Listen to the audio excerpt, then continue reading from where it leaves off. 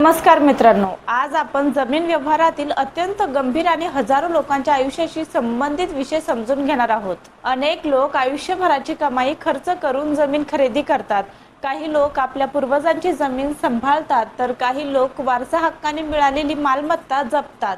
पण अनेक वेळा अशी परिस्थिती निर्माण होते की मालकाच्या नकळत खोटी माहिती देऊन, फसवणूक करून, विश्वासघात करून किंवा बनावट कागदपत्रांच्या आधारे खरेदी दस्त करून घेतला जातो. त्यावेळी सर्वात मोठा प्रश्न उभा राहतो की आता काय करायचे? असा खरेदी दस्त रद्द होऊ शकतो का? कोर्टात दावा दाखल करता येतो का? किती वर्षांनी करता येतो? आणि एकदा रजिस्ट्रेशन झाले की सर्व काही संपते का? सर्वात आधी एक गोष्ट स्पष्ट समजून घ्या. रजिस्ट्रेशन झाले म्हणजे व्यवहार कायमचा पक्का झाला आणि तो कधीच रद्द होऊ शकत नाही. हा सर्वात मोठा गैरसमज आहे.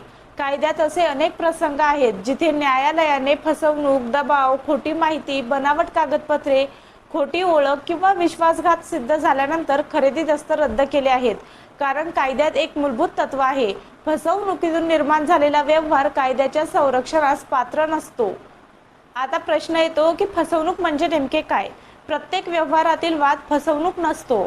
दोन व्यक्तींमध्ये मतभेद झाले म्हणून फसवणूक होत नाही.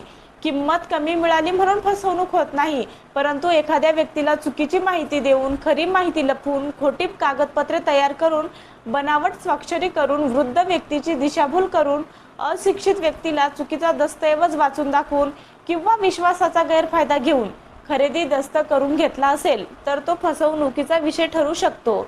महाराष्ट्रात अनेक प्रकरणांमध्ये असे घडते की वृद्ध आई वडील यांना सांगितले जाते की हा फक्त वारस नोंदीचा कागद आहे, हा पॉवर ऑफ अटर्नीचा कागद आहे, हा कर्जासाठीचा अर्ज आहे. पण प्रत्यक्षात त्यांच्या स्वाक्षरीवर खरेदी दस्त तयार केला जातो. अनेक वेळा निरक्षर व्यक्तींना दस्तऐवजाचा खरा मजकूर सांगितला जात नाही. काही वेळा नातेवाईकच विश्वासघात करतात. काही वेळा बनावट आधार कार्ड, खोटे फोटो किंवा खोटी ओळख वापरून रजिस्ट्रेशन केले जाते. अशा परिस्थितीत न्यायालयाचा दरवाजा उघडा असतो.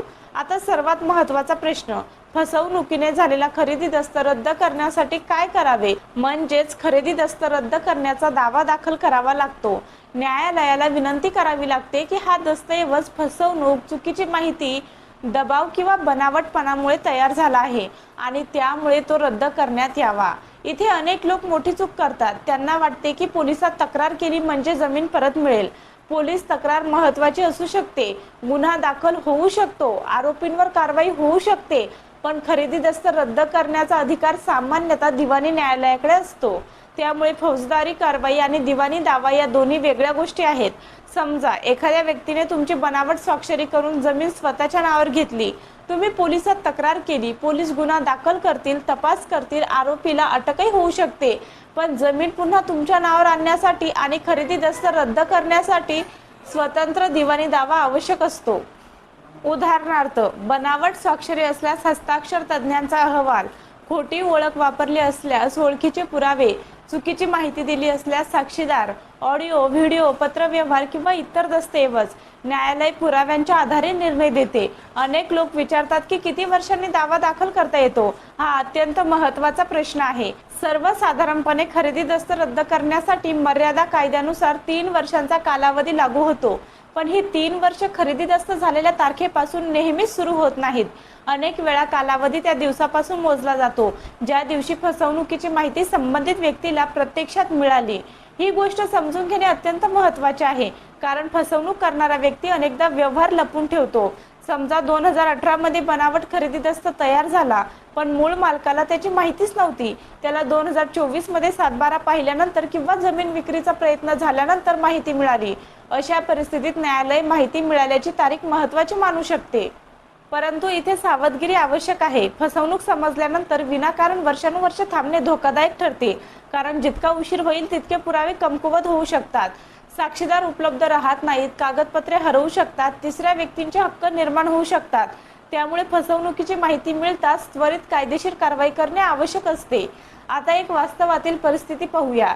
मुलांच्या नावावर किंवा नातेवाईकाच्या नावावर फसवणुकीने केली जाते.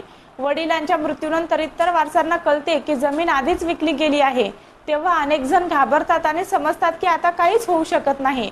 पण जर फसवणूक, दबाव किंवा बनावटपणा सिद्ध करण्यासारखे पुरावे असतील तर न्यायालयात दावा दाखल करता येतो। काही लोकांना वाटते की रजिस्ट्रार कार्यालयात दस्तऐवज नोंदणीकृत झाला म्हणजे सरकारने त्याची सत्यता तपासली असते।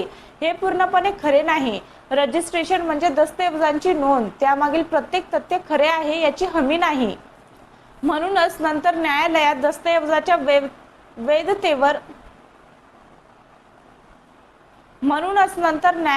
दस्तऐवजाच्या खरेपणावर प्रश्न उपस्थित करता येतो।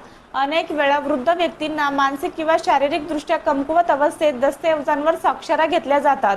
काही वेळा हॉस्पिटलमध्ये असताना, औषधांच्या प्रभावाखाली असताना किंवा परिस्थिती समजण्याची क्षमता नसताना व्यवहार केले जातात। अशा प्रकरणांमध्ये न्यायालय व्यवहाराच्या परिस्थितीकडे अत्यंत बारकाईने पाहते।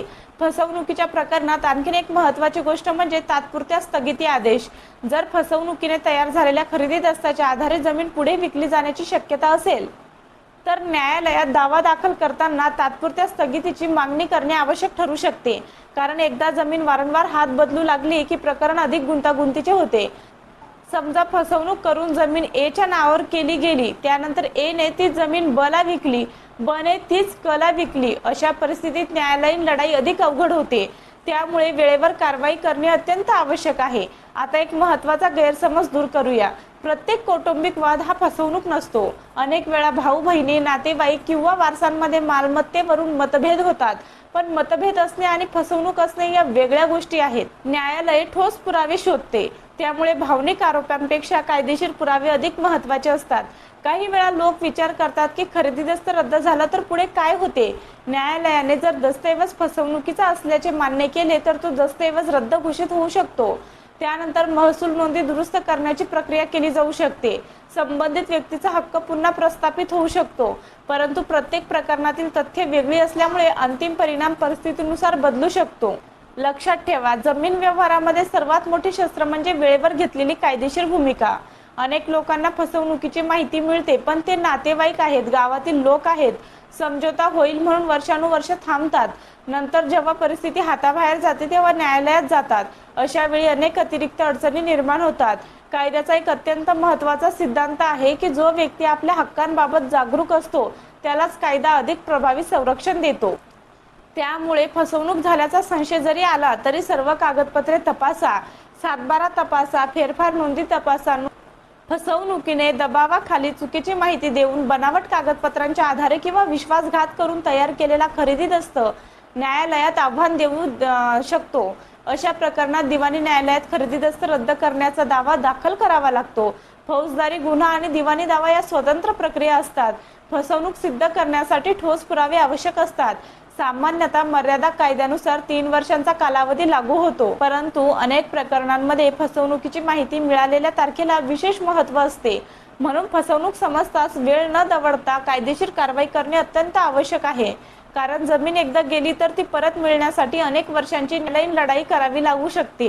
योग्य वेळी योग्य पाऊल उचलले तरच आपल्या मालमत्तेवरील हक्क प्रभावीपणे सुरक्षित ठेवता येतो।